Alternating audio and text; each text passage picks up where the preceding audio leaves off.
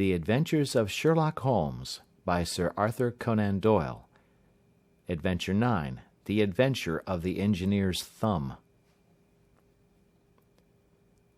Of all the problems which have been submitted to my friend, Mr. Sherlock Holmes, for solution during the years of our intimacy, there were only two which I was the means of introducing to his notice, that of Mr. Hatherley's thumb, and that of Colonel Warburton's madness.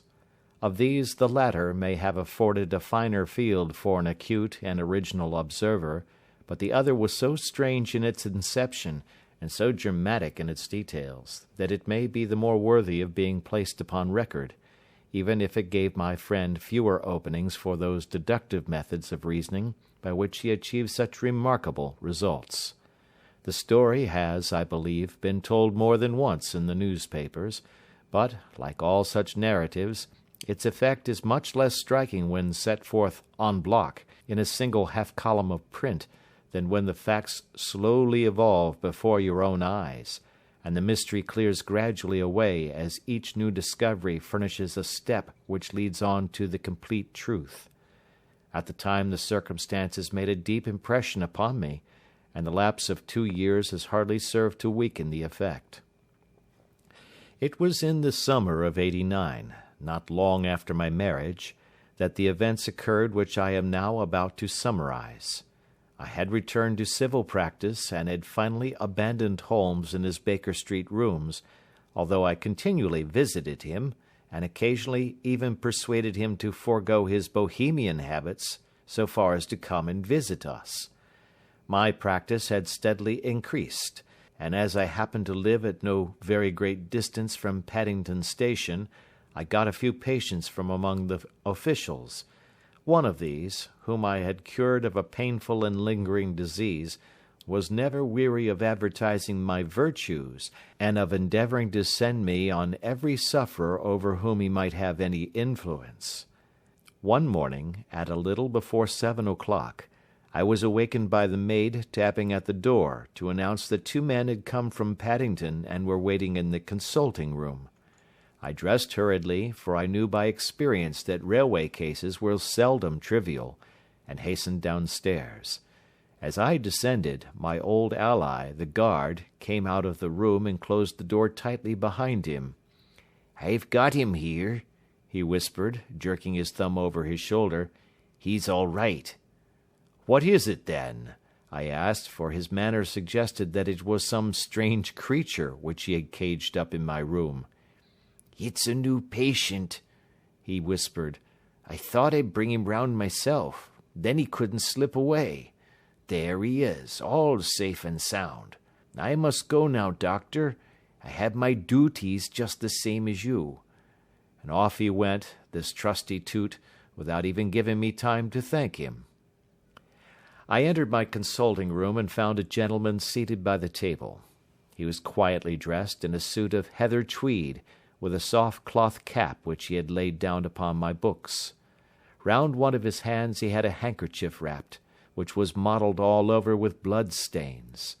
He was young, not more than 25, I should say, with a strong masculine face, but he was exceedingly pale, and gave me the impression of a man who was suffering from some strong agitation, which it took all his strength of mind to control.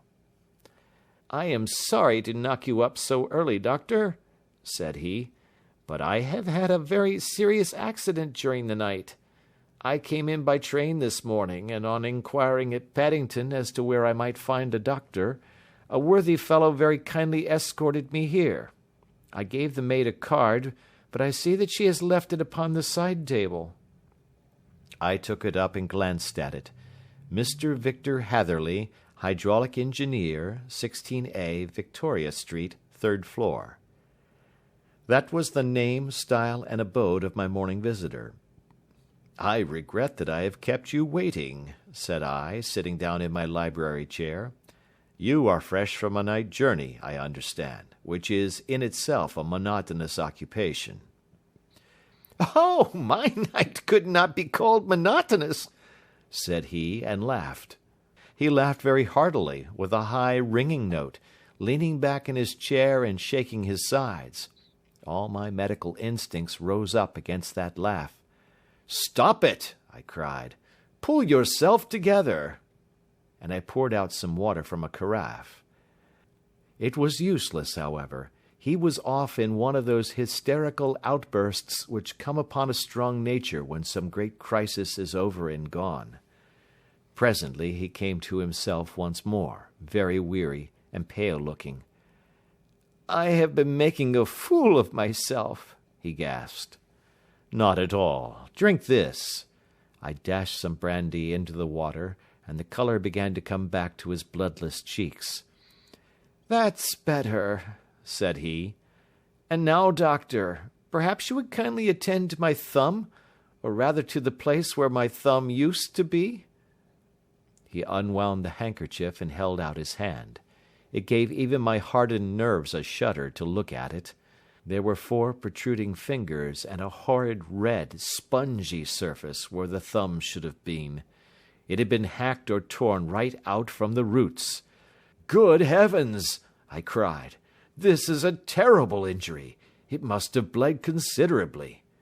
"Yes, it did. I fainted when it was done, and I think that I must have been senseless for a long time. When I came to, I found that it was still bleeding, so I tied one end of my handkerchief very tightly round the wrist and braced it up with a twig." "Excellent. You should have been a surgeon." "It is a question of hydraulics, you see, and came within my own province." "This has been done," said I, examining the wound, "by a very heavy and sharp instrument." "A thing like a cleaver," said he. "An accident, I presume?" "By no means." "What?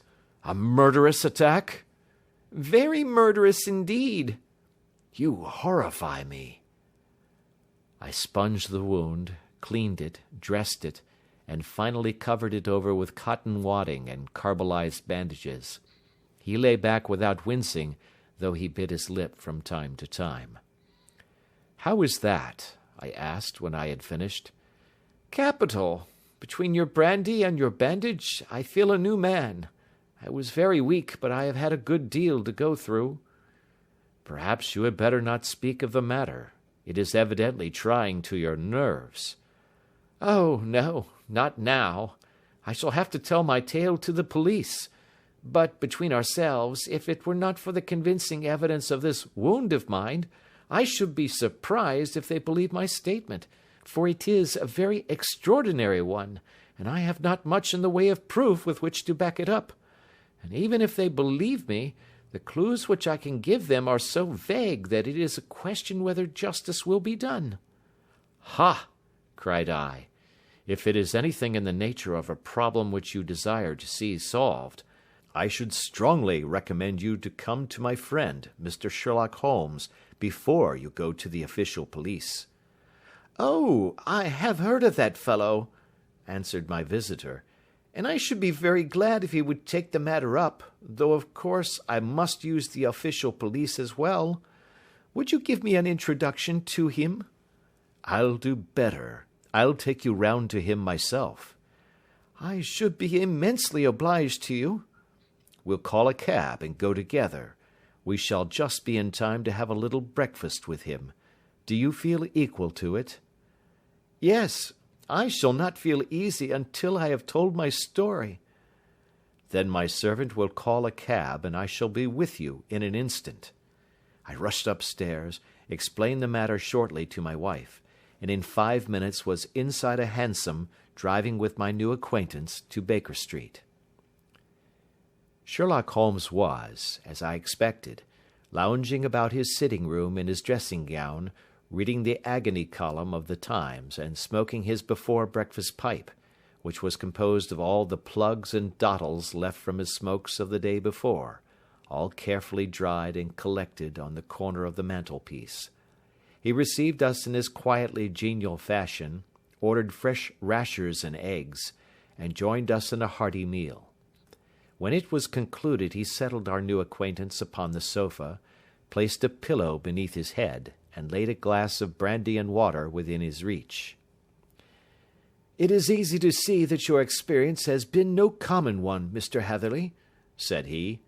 Pray lie down there and make yourself absolutely at home. Tell us what you can, but stop when you are tired and keep up your strength with a little stimulant." "Thank you," said my patient, "but I have felt another man since the doctor bandaged me, and I think that your breakfast has completed the cure. I shall take up as little of your valuable time as possible, so I shall start at once upon my peculiar experiences." Holmes sat in his big armchair with the weary, heavy-lidded expression which veiled his keen and eager nature, while I sat opposite to him, and we listened in silence to the strange story which our visitor detailed to us. "You must know," said he, "that I am an orphan and a bachelor, residing alone in lodgings in London. By profession I am a hydraulic engineer, and I have had considerable experience of my work during the 7 years that I was apprenticed to Venner and Matheson, the well-known firm of Greenwich. 2 years ago, having served my time, and having also come into a fair sum of money through my poor father's death, I determined to start in business for myself, and took professional chambers in Victoria Street. I suppose that everyone finds his first independent start in business a dreary experience. To me, it has been exceptionally so. During 2 years I have had 3 consultations and 1 small job, and that is absolutely all that my profession has brought me. My gross takings amount to £27 10s. Every day, from 9 in the morning until 4 in the afternoon, I waited in my little den, until at last my heart began to sink, and I came to believe that I should never have any practice at all. Yesterday, however, just as I was thinking of leaving the office, my clerk entered to say there was a gentleman waiting, who wished to see me upon business. He brought up a card, too, with the name of Colonel Lysander Stark engraved upon it. Close at his heels came the colonel himself, a man rather over the middle size, but of an exceeding thinness. I do not think that I have ever seen so thin a man. His whole face sharpened away into nose and chin, and the skin of his cheeks was drawn quite tense over his outstanding bones. Yet this emaciation seemed to be his natural habit, and due to no disease, for his eye was bright, his step brisk, and his bearing assured. He was plainly but neatly dressed, and his age, I should judge, would be nearer 40 than 30. "Mr. Hatherley," said he, with something of a German accent, "you have been recommended to me, Mr. Hatherley, as being a man who is not only proficient in his profession, but is also discreet and capable of preserving a secret." I bowed, feeling as flattered as any young man would at such an address. "May I ask who it was who gave me so good a character?" "Well, perhaps it is better that I should not tell you that just at this moment. I have it from the same source that you are both an orphan and a bachelor, and are residing alone in London." "That is quite correct," I answered, "but you will excuse me if I say that I cannot see how all this bears upon my professional qualifications. I understand that it was on a professional matter that you wished to speak to me?" "Undoubtedly so, but you will find that all I say is really to the point. I have a professional commission for you, but absolute secrecy is quite essential. Absolute secrecy, you understand, and of course we may expect that more from a man who is alone than from one who lives in the bosom of his family." "If I promise to keep a secret," said I, "you may absolutely depend upon my doing so." He looked very hard at me as I spoke, and it seemed to me that I had never seen so suspicious and questioning an eye.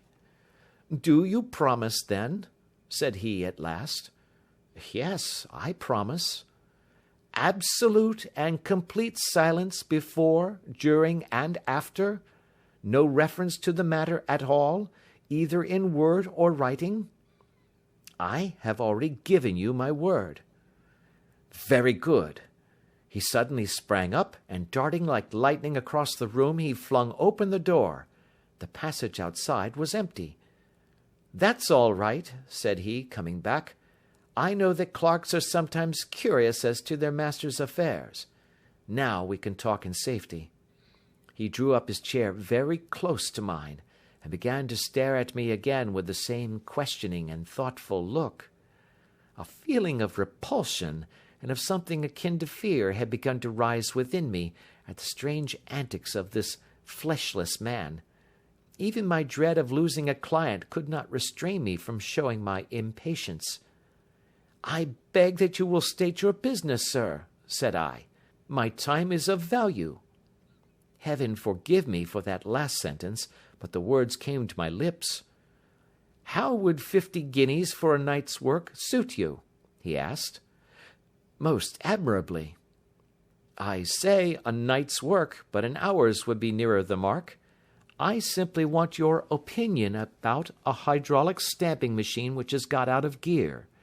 If you show us what is wrong, we shall soon set it right ourselves. What do you think of such a commission as that?" "The work appears to be light and the pay munificent." "Precisely so. We shall want you to come tonight by the last train." "Where to?" "To Eyford in Berkshire. It is a little place near the borders of Oxfordshire, and within 7 miles of Reading. There is a train from Paddington which would bring you there at about 11:15. "Very good."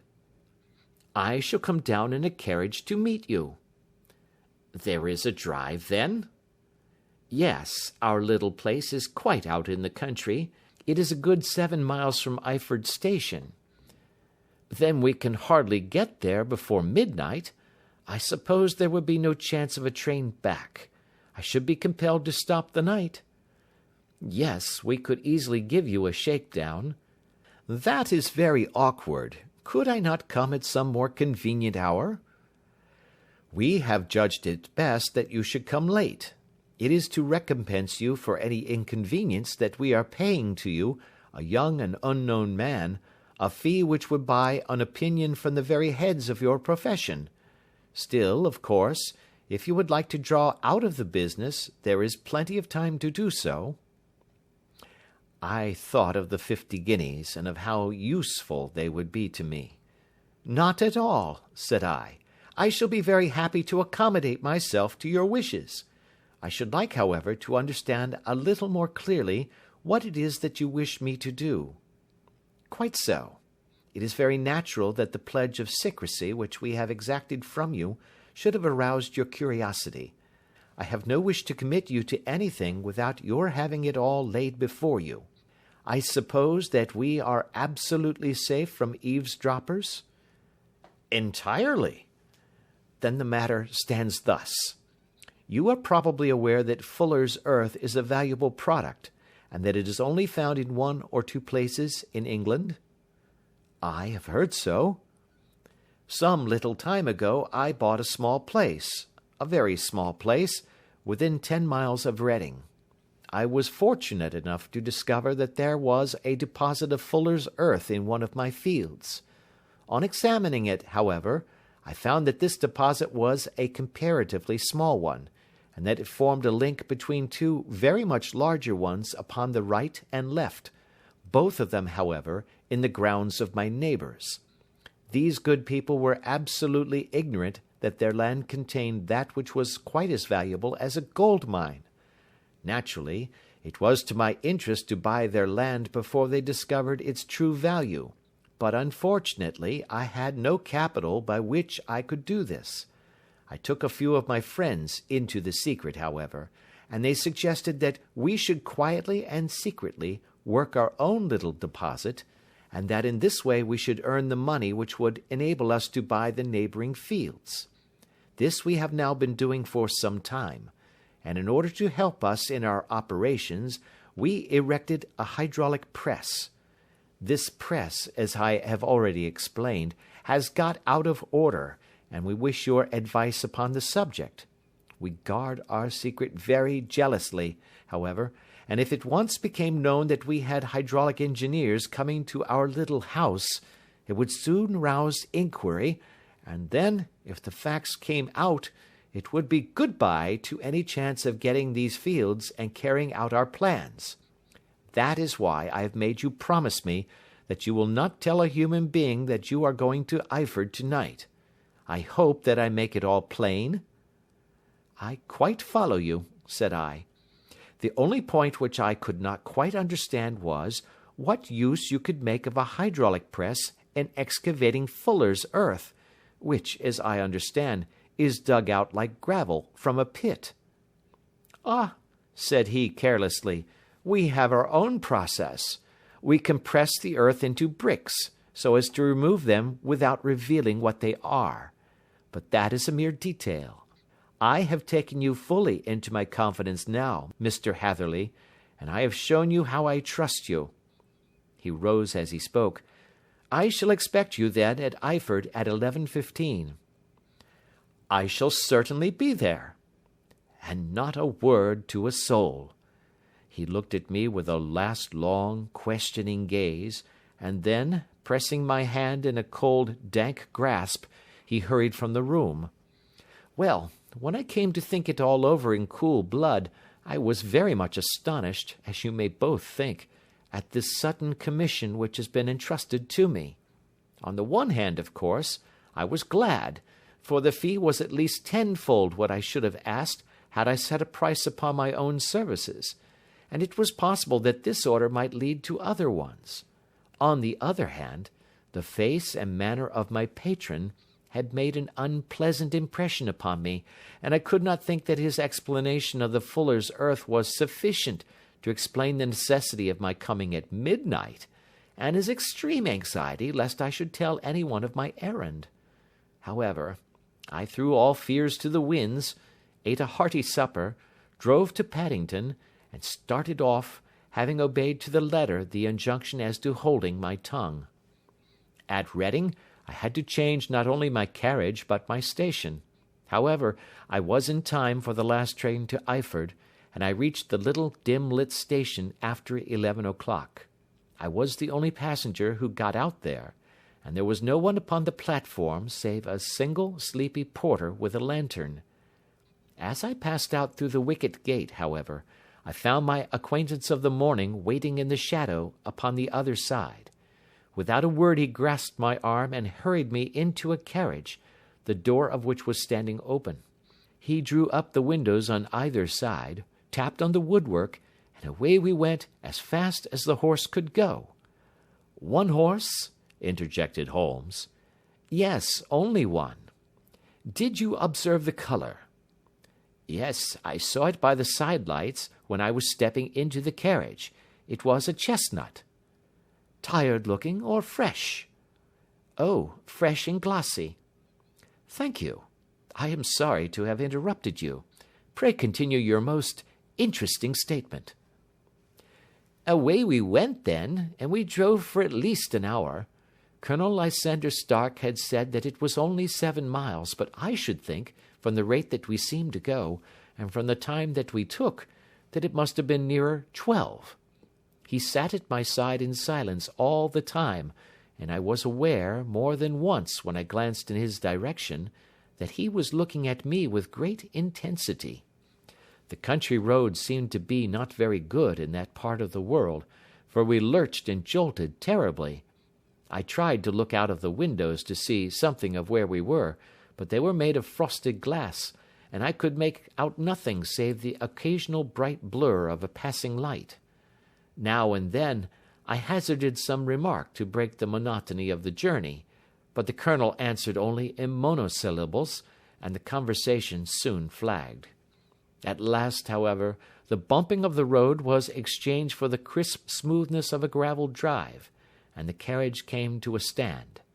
Colonel Lysander Stark sprang out, and, as I followed after him, pulled me swiftly into a porch which gaped in front of us.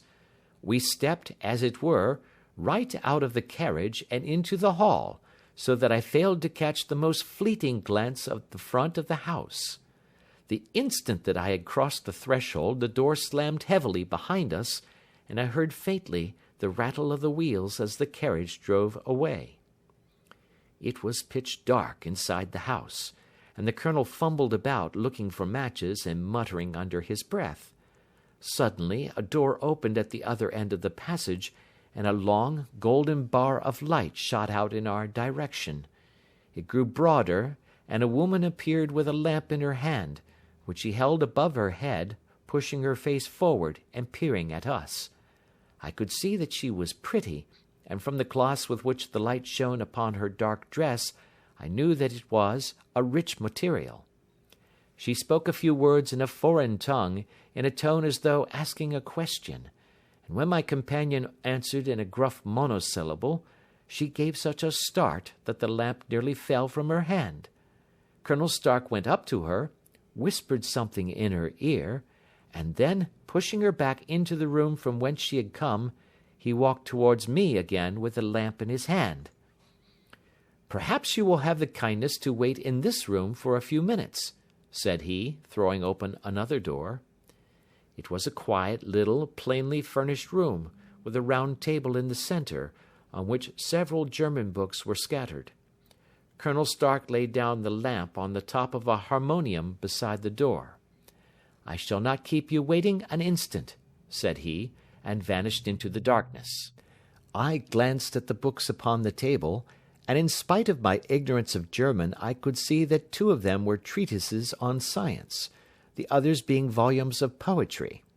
Then I walked across to the window, hoping that I might catch some glimpse of the countryside, but an oak shutter, heavily barred, was folded across it. It was a wonderfully silent house. There was an old clock ticking loudly somewhere in the passage, but otherwise everything was deadly still. A vague feeling of uneasiness began to steal over me. Who were these German people, and what were they doing living in this strange, out-of-the-way place? And where was the place?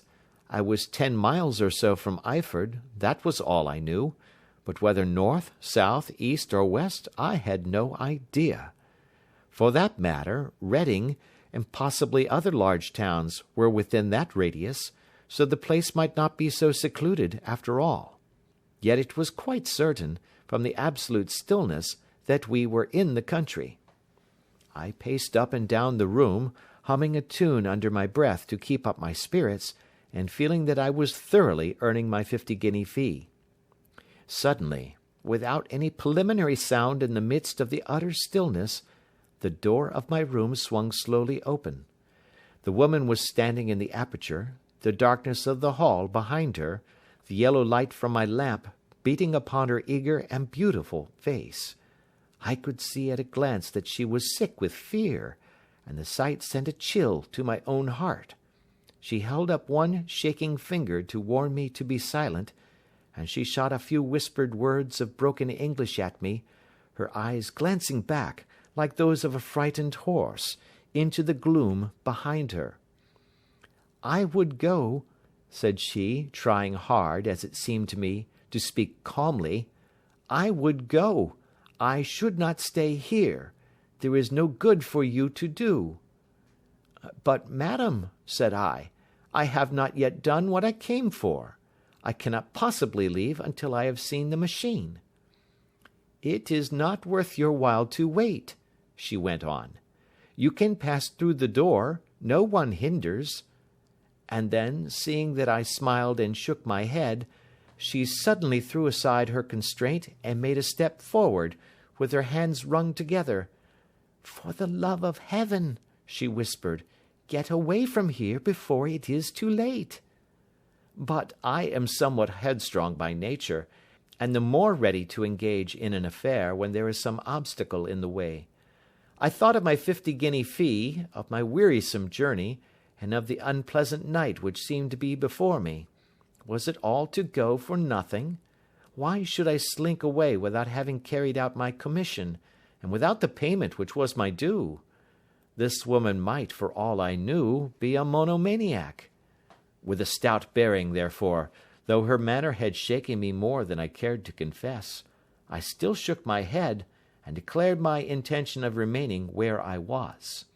She was about to renew her entreaties, when a door slammed overhead, and the sound of several footsteps was heard upon the stairs. She listened for an instant, threw up her hands with a despairing gesture, and vanished as suddenly and as noiselessly as she had come. The newcomers were Colonel Lysander Stark and a short, thick man with a chinchilla beard growing out of the creases of his double chin, who was introduced to me as Mr. Ferguson. "This is my secretary and manager," said the colonel. "By the way, I was under the impression that I left this door shut just now. I fear that you have felt the draught." "On the contrary," said I opened the door myself because I felt the room to be a little close." He shot one of his suspicious looks at me. "Perhaps we had better proceed to business, then," said he. "Mr. Ferguson and I will take you up to see the machine." "I had better put my hat on, I suppose." "Oh, no, it is in the house." "What? You dig fuller's earth in the house?" No, this is only where we compress it. But never mind that. All we wish you to do is to examine the machine and to let us know what is wrong with it." We went upstairs together, the colonel first with the lamp, the fat manager and I behind him. It was a labyrinth of an old house, with corridors, passages, narrow winding staircases, and little low doors, the thresholds of which were hollowed out by the generations who had crossed them. There were no carpets and no signs of any furniture above the ground floor, while the plaster was peeling off the walls, and the damp was breaking through in green, unhealthy blotches.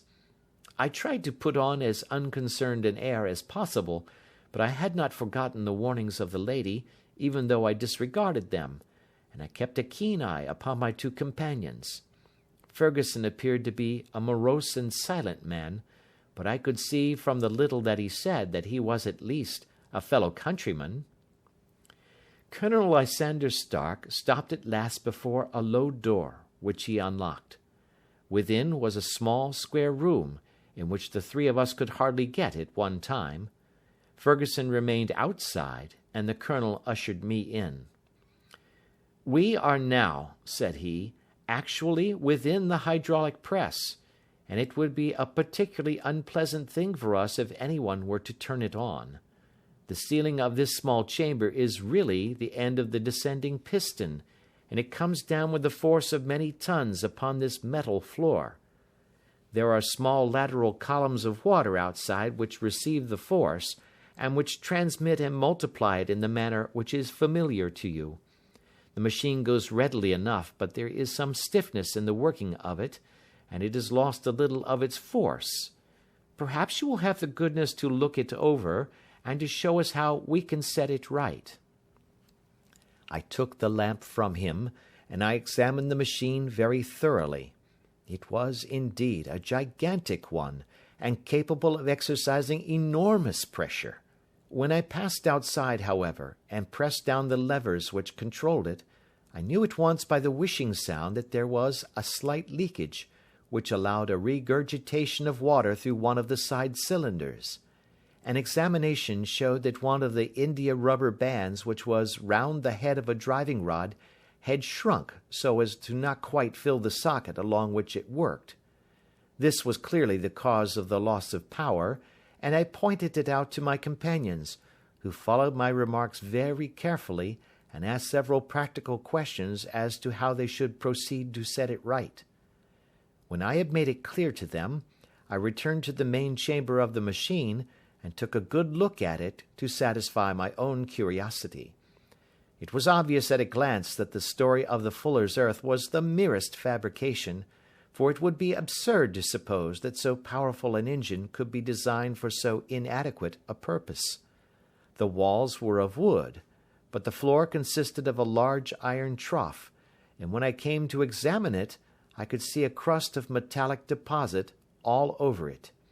I had stooped and was scraping at this to see exactly what it was, when I heard a muttered exclamation in German and saw the cadaverous face of the colonel looking down at me. "What are you doing there?" he asked. I felt angry at having been tricked by so elaborate a story as that which he had told me. "I was admiring your fuller's earth," said I. I think that I should be better able to advise you as to your machine if I knew what the exact purpose was for which it was used." The instant that I uttered the words, I regretted the rashness of my speech. His face set hard, and a baleful light sprang up in his grey eyes. "Very well," said he, "you shall know all about the machine." He took a step backward, slammed the little door, and turned the key in the lock. I rushed towards it and pulled at the handle, but it was quite secure, and did not give in the least to my kicks and shoves. "Hello!" I yelled. "Hullo! Colonel, let me out!" And then suddenly in the silence I heard a sound which set my heart into my mouth.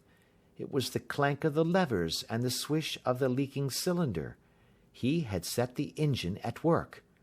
The lamp still stood upon the floor where I had placed it when examining the trough. By its light I saw that the black ceiling was coming down upon me, slowly, jerkily, but, as none knew better than myself, with a force which must within a minute grind me to a shapeless pulp. I threw myself screaming against the door, and dragged with my nails at the lock. I implored the colonel to let me out, but the remorseless clanking of the levers drowned my cries. The ceiling was only a foot or two above my head, and with my hand upraised I could feel its hard, rough surface. Then it flashed through my mind that the pain of my death would depend very much upon the position in which I met it. If I lay on my face, the weight would come upon my spine, and I shuddered to think of that dreadful snap. Easier the other way, perhaps, and yet, had I the nerve to lie and look up at that deadly black shadow wavering down upon me? Already I was unable to stand erect, when my eye caught something which brought a gush of hope back to my heart.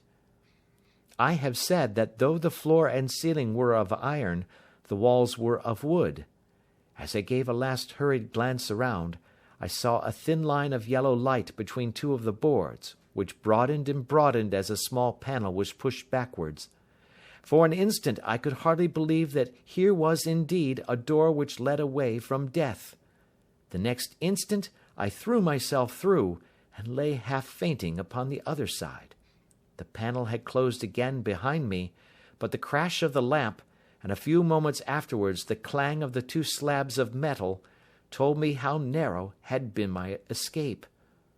I was recalled to myself by a frantic plucking at my wrist, and I found myself lying upon the stone floor of a narrow corridor, while a woman bent over me and tugged at me with her left hand, while she held a candle in her right.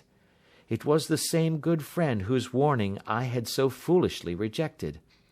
"Come, come," she cried breathlessly. "They will be here in a moment.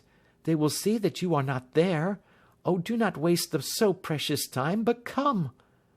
This time, at least, I did not scorn her advice. I staggered to my feet, and ran with her along the corridor and down a winding stair. The latter led to another broad passage, and just as we reached it we heard the sound of running feet and the shouting of two voices, one answering the other from the floor on which we were, and from the one beneath. My guide stopped and looked about her like one who is at her wit's end. Then she threw open a door which led into a bedroom, through the window of which the moon was shining brightly. "It is your only chance," said she. "It is high, but it may be that you can jump it." As she spoke, a light sprang into view at the further end of the passage, and I saw the lean figure of Colonel Lysander Stark rushing forward with a lantern in one hand and a weapon like a butcher's cleaver in the other. I rushed across the bedroom, flung open the window, and looked out. How quiet and sweet and wholesome the garden looked in the moonlight, and it could not be more than 30 feet down. I clambered out upon the sill, but I hesitated to jump until I should have heard what passed between my saviour and the ruffian who pursued me. If she were ill used, then at any risks I was determined to go back to her assistance. The thought had hardly flashed through my mind before he was at the door, pushing his way past her, and she threw her arms round him and tried to hold him back. "Fritz, Fritz," she cried in English, "remember your promise after the last time. You said it should not be again. He will be silent. Oh, he will be silent!" "You are mad, Elise," he shouted, struggling to break away from her. "You will be the ruin of us. He has seen too much. Let me pass, I say." He dashed her to one side, and rushing to the window, cut at me with his heavy weapon. I had let myself go, and was hanging by the hands to the sill, when his blow fell. I was conscious of a dull pain, my grip loosened, and I fell into the garden below. I was shaken, but not hurt by the fall, so I picked myself up and rushed off among the bushes as hard as I could run, for I understood that I was far from being out of danger yet. Suddenly, however, as I ran, a deadly dizziness and sickness came over me. I glanced down at my hand, which was throbbing painfully, and then for the first time saw that my thumb had been cut off, and that the blood was pouring from my wound. I endeavoured to tie my handkerchief round it, but there came a sudden buzzing in my ears, and next moment I fell in a dead faint among the rose bushes. How long I remained unconscious, I cannot tell. It must have been a very long time, for the moon had sunk, and a bright morning was breaking when I came to myself. My clothes were all sodden with dew, and my coat sleeve was drenched with blood from my wounded thumb. The smarting of it recalled in an instant all the particulars of my night's adventure, and I sprang to my feet with the feeling that I might hardly yet be safe from my pursuers. But to my astonishment, when I came to look round me, neither house nor garden were to be seen. I had been lying in an angle of the hedge close by the high road, and just a little lower down was a long building, which proved, upon my approaching it, to be the very station at which I had arrived upon the previous night. Were it not for the ugly wound upon my hand, all that had passed during those dreadful hours might have been an evil dream. Half dazed, I went into the station and asked about the morning train. There would be one to Reading in less than an hour.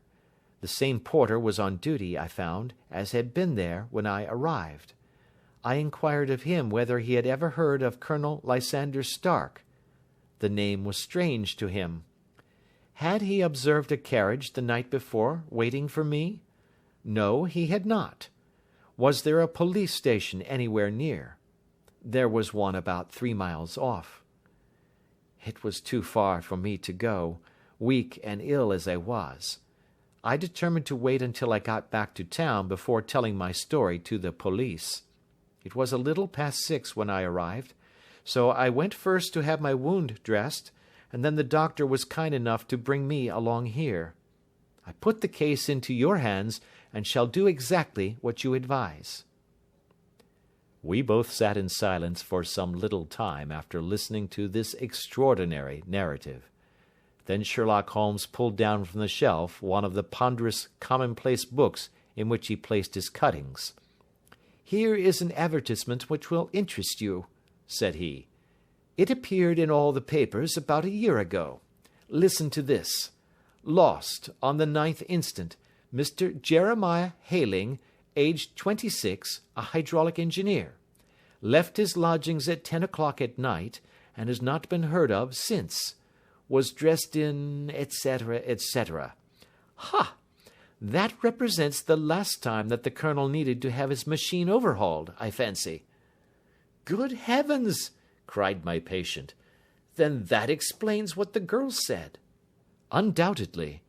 It is quite clear that the colonel was a cool and desperate man, who was absolutely determined that nothing should stand in the way of his little game, like those out-and-out pirates who will leave no survivor from a captured ship. Well, every moment now is precious, so if you feel equal to it, we shall go down to Scotland Yard at once as a preliminary to starting for Eyford." Some 3 hours or so afterwards we were all in the train together, bound from Reading to the little Berkshire village. There were Sherlock Holmes, the hydraulic engineer, Inspector Bradstreet of Scotland Yard, a plain-clothes man, and myself. Bradstreet had spread an ordnance map of the county out upon the seat, and was busy with his compasses drawing a circle with Eyford for its centre. "There you are," said he. "That circle is drawn at a radius of 10 miles from the village. The place we want must be somewhere near that line. You said 10 miles, I think, sir?" "It was an hour's good drive." "And you think that they brought you back all that way when you were unconscious?" "They must have done so. I have a confused memory, too, of having been lifted and conveyed somewhere." "What I cannot understand," said I, "is why they should have spared you when they found you lying fainting in the garden. Perhaps the villain was softened by the woman's entreaties." "I hardly think that likely. I never saw a more inexorable face in my life." "Oh, we shall soon clear up all that," said Bradstreet. "Well, I have drawn my circle, and I only wish I knew at what point upon it the folk that we are in search of are to be found."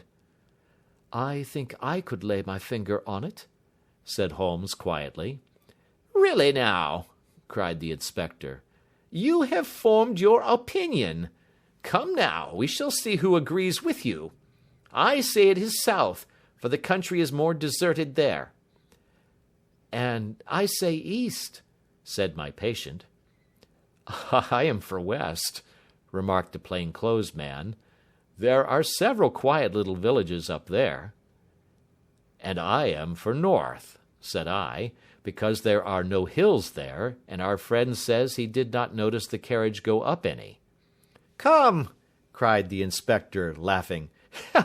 "It's a very pretty diversity of opinion. We have boxed the compass among us. Who do you give your casting vote to?" "You are all wrong." "But we can't all be." "Oh, yes, you can. This is my point." He placed his finger in the center of the circle. "This is where we shall find them." "But the 12-mile drive?" gasped Hatherley. 6 out and 6 back. Nothing simpler. You say yourself that the horse was fresh and glossy when you got in. How could it be that it had gone 12 miles over heavy roads?" "Indeed, it is a likely ruse enough," observed Bradstreet thoughtfully. "Of course, there can be no doubt as to the nature of this gang." "None at all," said Holmes. "They are coiners on a large scale, and have used the machine to form the amalgam which has taken the place of silver." "We have known for some time that a clever gang was at work," said the inspector. "They have been turning out half-crowns by the thousand. We even traced them as far as Reading, but could get no farther, for they had covered their traces in a way that showed that they were very old hands. But now, thanks to this lucky chance, I think that we have got them right enough." But the inspector was mistaken, for those criminals were not destined to fall into the hands of justice. As we rolled into Eyford Station, we saw a gigantic column of smoke which streamed up from behind a small clump of trees in the neighborhood and hung like an immense ostrich feather over the landscape. "A house on fire?" asked Bradstreet, as the train steamed off again on its way. "Yes, sir," said the station master. "When did it break out?" "I hear that it was during the night, sir, but it has got worse, and the whole place is in a blaze." "Whose house is it?" "Dr. Betcher's." "Tell me," broke in the engineer, "is Dr. Betcher a German, very thin, with a long, sharp nose?" The station master laughed heartily.